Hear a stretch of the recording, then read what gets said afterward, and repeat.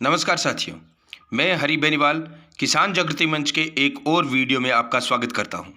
साथियों, ये तस्वीरें जो आपको दिखाई दे रही है, इन तस्वीरों से संबंधित बहुत सारे वीडियो आपने पहले भी देखे होंगे, लेकिन इस वीडियो के अंदर मैं कुछ ऐसी बातें आपको बताना चाहता हूं जो आपको जाननी जरूरी है। साथियों, सूरतगढ़ के किशनपुरा आबादी का एक्सटेंशन आप इसे कह सकते हो। और ये भूमि जो है वो है खसरे की भूमि, जो 487/4 जो खसरा है उस खसरे पर ये मकान बने हुए हैं। ये जितने भी आप मकान झुग्गी झोंपड़ियाँ जो देख रहे हो, वो एक प्रकार से दिहाड़ी मजदूरी करने वाले लोगों के मकान हैं। और इसके अलावा इनमें कुछ परिवार ऐसे भी हैं जो भीख मांगकर अपना परिवार है वो चलाते हैं, क्योंकि उनके परिवारों में या तो पुरुष नहीं है या फिर पुरुष है तो वो विकलांग या बीमार अवस्था के अंदर है।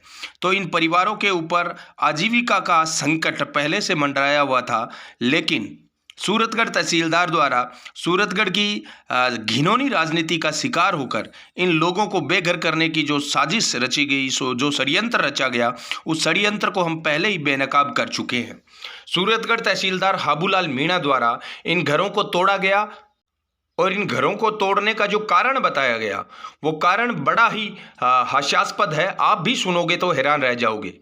सूरतगढ़ तहसीलदार हाबूलाल मीणा जी बताते हैं कि इन घरों को तोड़ने के पीछे सूरतगढ़ आबादी के पास में ही, सूरतगढ़ किशनपुरा आबादी के पास में ही 272/3 के ऊपर बड़े बड़े नोरे जो बना रखे हैं लोगों ने, जिनमें कोई नहीं रहता है, हमने उनको तोड़ा है, इनको नहीं तोड़ा है। हमारी वार्ता के अंदर भी स्पष्ट मुकर रहे थे तहसीलदार महोदय, लेकिन हमने प्रूफ के साथ बताया कि आपने यहाँ पर कार्रवाई की थी। पुलिस प्रशासन ने बताया कि हाँ, हम यहाँ पर गए थे, कार्रवाई हुई थी। उसके बाद में सूरतगढ़ तहसीलदार हाबूलाल मीणा है वो हमारे सामने झुके। साथियों, 272/3 नामक जो खसरा है, वास्तव में वहां पर प्रभावशाली लोगों ने बड़े बड़े जो है वो नोरे बनाए हैं, लेकिन वहां पर भी दिहाड़ी मजदूरी करने वाले बहुत सारे लोग जो ज़्यादातर वहां पर रह रहे हैं, जिन्होंने मकान बना रखे हैं, उन्होंने प्लाट खरीद कर 40, 50, 60, 70 हज़ार रुपये का उसके बाद में मकान बनाए हैं। 2-4 लोग ऐसे हैं जो भूमाफिया की तरह वहां पर काम कर रहे हैं, लेकिन ज़्यादातर आबादी वहां पर भी मजदूरी करने वाले लोग हैं और शहर से दूर एक सस्ता घर देखने के चक्कर में वहां पर आए थे। ये दूर दूर तक आप झुग्गी झोपड़ियों का जो नज़ारा देख रहे हो साथियों, ये उन लोगों का है जो सूरतगढ़ से 2 से 3 किलोमीटर दूर टिब्बों के अंदर अपना आवास बनाए हुए हैं। और इनकी आजीविका का जो मुख्य साधन है वो मजदूरी या फिर भीख मांगना है। अब आप सोच रहे होंगे कि इस प्रकार के लोग पक्के घरों के अंदर कैसे रह सकते हैं। साथियों, मैं आपको बता देता हूं, आप ध्यान से देखोगे तो इन घरों की जो ईंटें हैं वो ईंटें आपको एक जैसी दिखाई नहीं देगी। यहाँ पर जो लोग दिहाड़ी मजदूरी करते हैं वो 100-200 इस प्रकार से ईंटें इकट्ठे करते हैं बेचारे, और उसके बाद में अपने घरों को बनाते हैं, अपने सपनों का मकान बनाते हैं, ताकि उनकी आगे आने वाली पीढ़ी है उनको मजदूरी ना करनी पड़े, उनको भिक्षावृत्ति के अंदर ना जाना पड़े।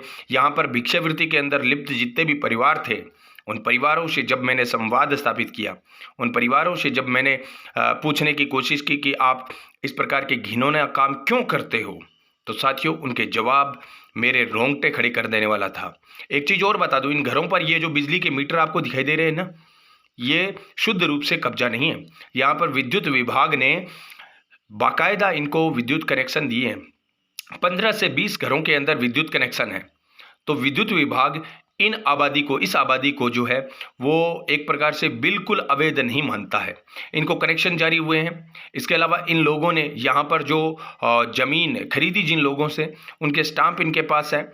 अब ये वापस अपने एक एक कमरे से झोंपड़ियों में आ चुके हैं। इनका जीवन स्तर वापस से नरक बन चुका है। एक तरफ हमारे देश के प्रधानमंत्री आवास योजना के तहत गरीबों को छत देने का पवित्र काम कर रहे हैं, तो दूसरी तरफ संवेदनहीन प्रशासन। ये देख सकते हैं एक और विद्युत मीटर जो यहाँ पर घरों पर लगा हुआ है। मैंने सबके विद्युत जो बिल हैं वो भी चेक किए हैं, बिजली बिल हैं वो भी चेक किए हैं। साथियों, मेरा कहने का मतलब ये है कि सूरतगढ़ के अंदर जो कब्जा है, वास्तव में जो भूमाफिया हैं वो दूसरे हैं, और ये बेचारे जो लोग हैं ये उन भूमाफियाओं के शिकार हैं। उन बड़े बड़े भूमाफियाओं ने इनको मकान प्लाट बेचा और ये यहाँ पर बैठे।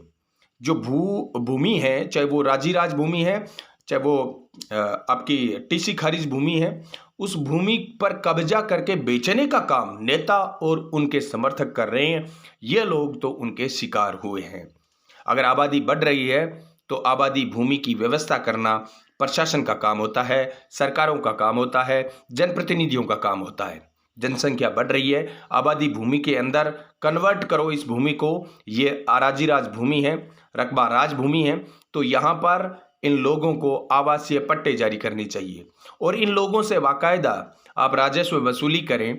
उन पट्टों के बदले में जितनी फीस सरकार को लेनी है वो फीस सरकार ले सकती है, ये लोग देने को तैयार है। चाहे वो मजदूरी करते हैं, चाहे वो भिक्षावृत्ति के अंदर लिप्त है, लेकिन वो करते हैं। हम इन लोगों को भिक्षावृत्ति से बाहर निकाल कर समाज की मुख्य धारा में जोड़ने का प्रयास कर रहे हैं और उसके लिए मैं सभी सामाजिक संस्थाओं से अपील करता हूँ और जो जितने भी मैं ये कहता हूँ शिक्षा से संबंधित सामाजिक संस्थाएं हैं, उनसे मैं अपील करता हूं कि यहाँ पर इन झुग्गी झोंपड़ियों के बच्चों को पढ़ाने का काम आप लोग करें। और मैं विशेष अपील करता हूं बहन पूनम प्रजापति, डॉक्टर रामकरण पूनम प्रजापति से कि वो लोग यहाँ पर आएँ और इन लोगों के बच्चों को शिक्षित करें, शिक्षा की मुख्य धारा से जोड़ें, ताकि ये भविष्य के अंदर भिक्षावृत्ति से बाहर एक सम्मानजनक जीवन जी सके। हम सबको मिलकर इन लोगों के बेहतर भविष्य के लिए काम करना पड़ेगा। लेकिन दुर्भाग्य से एक तरफ हम प्रयास कर रहे हैं कि इन लोगों को समाज की मुख्य धारा से जोड़ा जाए, दूसरी तरफ प्रशासन इनसे इनकी छत ही छीन रहा है। जो हवाला दिया जा रहा है वो हवाला सबसे महत्वपूर्ण है। अब जब हमने आंदोलन किया और इन लोगों के पुनर्वास की मांग की, इन लोगों के घर दोबारा से बनवाने का दबाव डाला, तब प्रशासन मतलब तहसीलदार और एसडीएम महोदय आपस के अंदर जो पत्राचार करते हैं और एक दूसरे को जो रिपोर्ट प्रस्तुत करते हैं, वो रिपोर्ट भी मैं आपके साथ साझा करना चाहता हूं। साथियों, जो कोने के अंदर आपको रिपोर्ट दिखाई दे रही है, इस रिपोर्ट में स्पष्ट लिखा हुआ है, विषय के अंदर आप देखेंगे ये लेटर लिखा गया है सूरतगढ़ तहसीलदार द्वारा और श्रीमान उपखंड अधिकारी महोदय सूरतगढ़ मतलब एसडीएम महोदय को लिखा है कि खसरा नंबर 487/4 पर शुद्ध आराजी राज भूमि को राजकीय प्रयोजनार्थ आरक्षित करने बाबत। पहली बात तो ये शुद्ध आराजी राज भूमि नहीं है, इस पर पहले से भी टीसी खारिज लोग रहते थे, ये पहले लोगों को आवंटित हो चुकी है और अब शुद्ध आराजी राज का मतलब हुआ किसी का कब्जा नहीं है। अब इन लोगों ने यहाँ पर 10 साल से ये लोग इन पर बसे हुए हैं, तो ये शुद्ध आराजी राज भूमि कैसे हुई? ये राजकीय प्रयोजनार्थ अगर आप इस भूमि को ले रहे हो तो बताओ कि इसके अलावा सूरतगढ़ के अंदर क्या आपको भूमि उपलब्ध नहीं है? जहां पर ये भूमि जहां पर आप ये झुग्गी झोपड़ियां आप देख रहे हैं, इन झुग्गी झोपड़ियों के दाएं और बाएं दोनों तरफ सैकड़ों बीघा भूमि है। अगर प्रशासन चाहे तो वो भूमि लेकर जो काम आप करना चाहें वो काम आप कर सकते हैं। जिस सरकारी संस्था को आप देना चाहें उस सरकारी संस्था को आप दे सकते हैं। अब जब हमने इन लोगों के आवास की समस्या को मजबूती से उठाया, तब इस लेटर के साथ तहसीलदार महोदय ने ये एक नक्शा भी सूरतगढ़ एसडीएम महोदय को सौंपा और इस नक्शे के अंदर आप जो रेड एरिया देख रहे हैं, उस रेड एरिया के अंदर एक डार्क एरिया आपको दिखाई दे रहा होगा।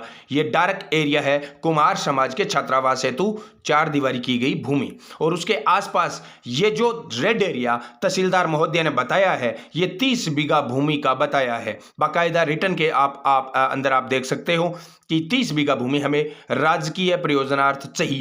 लेकिन मैं आपको बताना चाहता हूं साथियों कि ये जो रेड एरिया है और आगे जो आपको ये मार्ग दिखाई दे रहा है जहां तक ये रेड एरिया गया है, ये कम से कम 100 बीघा से ज्यादा भूमि है। तो इस 100 बीघा से ज्यादा भूमि को कागजों के अंदर मात्र 30 बीघा भूमि दिखाया जा रहा है। ये बड़ा ही संगीन और संदिग्ध मामला है और प्रशासन इस नक्शे के द्वारा आम जनता को गुमराह करने का काम कर रहा है और कागजों के अंदर इस हेर फेर के बदले ये भूमि किसी प्रभावशाली आदमी को खातेदारी के लिए दे सकता है प्रशासन, ऐसा हमें अंदेशा है।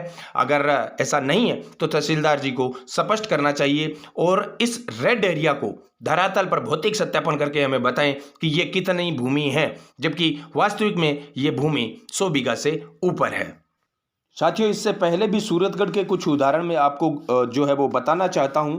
ये जो टिड्डी दल बीकानेर रोड पर, आप अगर सूरतगढ़ के रहने वाले हैं तो आपको पता होगा, सूरतगढ़ के बीकानेर रोड पर टिड्डी दल का जो है वो ऑफिस बना हुआ है। उसके लिए कितनी भूमि आवंटित हुई थी आप और हम सब जानते हैं।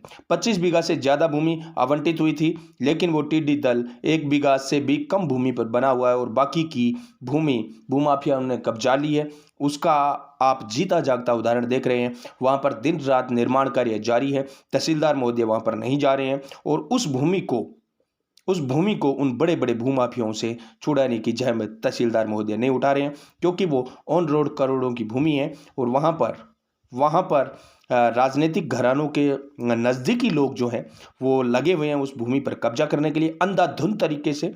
तो वहाँ पर ना तो तहसीलदार को जाने की फुर्सत है और ना एसडीएम की हिम्मत। तो मेरा कहने का मतलब ये है साथियों, अगर आपको राजकीय भूमि अतिक्रमण से बचानी है तो आप बड़े बड़े राजनीतिक घरानों को रोकने का साहस दिखाओ, ना कि इन गरीबों की झोंपड़ियों को तोड़कर वाहवाही लूटो। हाँ, मानते हैं कि कलेक्टर महोदय के आदेश थे कि सभी शहरों के अंदर अतिक्रमण की कार्रवाई को त्वरित रूप से अंजाम दिया जाए, लेकिन कलेक्टर महोदय ने वो आदेश निकाले थे। उस आदेश का मतलब ये था कि जो बड़े बड़े प्रभावशाली लोग हैं, जो राजकीय भूमि को, राज रकबा भूमि को जबरन या टीसी खारिज भूमि को जबरन लोगों से हथिया रही हैं, सरकार से हथिया रही हैं और अपने व्यक्तिगत हित वो साध रहे हैं, उन लोगों को रोका जाए। तो उस भावना को दरकिनार करते हुए सूरतगढ़ तहसीलदार ने मामले को भटकाने का प्रयास किया है और इन छोटे छोटे घरों को और इन छोटे छोटे लोगों को, गरीबों को बेघर करके उन्होंने जो ये काम किया है वो कागज़ों के अंदर अपनी पीठ थपथपाने का काम कर रहे हैं। हम ऐसा कतई नहीं होने देंगे और हम तहसीलदार महोदय की हर हरकत को बेनकाब करेंगे। ना केवल बेनकाब करेंगे बल्कि सूरतगढ़ के अंदर भविष्य में अतिक्रमण की कार्रवाई की शुरुआत किसी गरीब के घर से ना हो, ऐसी परंपरा स्थापित करने के लिए हम मजबूती से पैरवी करेंगे। हम किसान जागृति मंच के माध्यम से नौजवान साथियों को, शिक्षित युवा साथियों को जागरूक करने का प्रयास कर रहे हैं और कह रहे हैं कि सूरतगढ़ के अंदर कहीं पर भी अगर गरीब के घर पर पीला पंजा चलता है तो उसका ना केवल आप विरोध करें बल्कि तथ्यात्मक तरीके से सरकार को संज्ञान में लाकर, प्रशासन को संज्ञान में लाकर ये बात साबित करें कि आप गलत हैं और हम सही हैं। हमारा प्रयास जारी रहेगा। मैं सभी साथियों से कहना चाहता हूं कि हमारी इस संवेदना युक्त इस पहल को अगर आप मजबूत करना चाहते हैं, अगर आप चाहते हैं कि गरीबों के घर से अतिक्रमण की कार्रवाई की शुरुआत कभी ना हो, तो आप किसान जागृति मंच के इस यूट्यूब चैनल को ना केवल सब्सक्राइब करें बल्कि नोटिफिकेशन बेल को भी ऑन कर लें, ताकि आगे भी किसी गरीब के घर पर इस प्रकार का अत्याचार हो, अन्याय हो, तब हमारा वीडियो सबसे पहले आपके पास पहुंचे। तो नोटिफिकेशन ऑन करें, हमारे किसान जागृति मंच यूट्यूब चैनल को सब्सक्राइब करें। अच्छा लगे तो इस वीडियो को शेयर करें और आपके आसपास भी अगर ऐसा कोई अत्याचार और अन्याय हो रहा है तो हमारे व्हाट्सएप नंबर 8058898058 पर हमें संपर्क करें। हम निश्चित तौर पर हमारे सामर्थ्य अनुसार आपकी सहायता करने की कोशिश करेंगे और प्रयास करेंगे कि इस संवेदनहीन प्रकार की कार्रवाई को परंपरा ना बनने दिया जाए और यहीं पर इसकी रोकथाम कर दी जाए। ऐसा हम प्रयास करेंगे। हमारा प्रयास साधारण और सीमित संसाधनों के साथ जारी रहेगा। हमारी लड़ाई सत्य पर आधारित है, तो हम परेशान हो सकते हैं लेकिन अंततः जीत हमारी होगी। अंततः इन लोगों को बेनकाब हम करके छोड़ेंगे। तब तक आप सब साथियों से मेरा अनुरोध है कि ना केवल आप अपना घर बचाएं बल्कि आपके चारों तरफ अगर किसी गरीब का घर तोड़ा जा रहा है तो उसके लिए भी आवाज़ उठाएं। 8058898058 पर हमें सूचित करें। जय जवान, जय किसान, जय हिंद, जय भारत।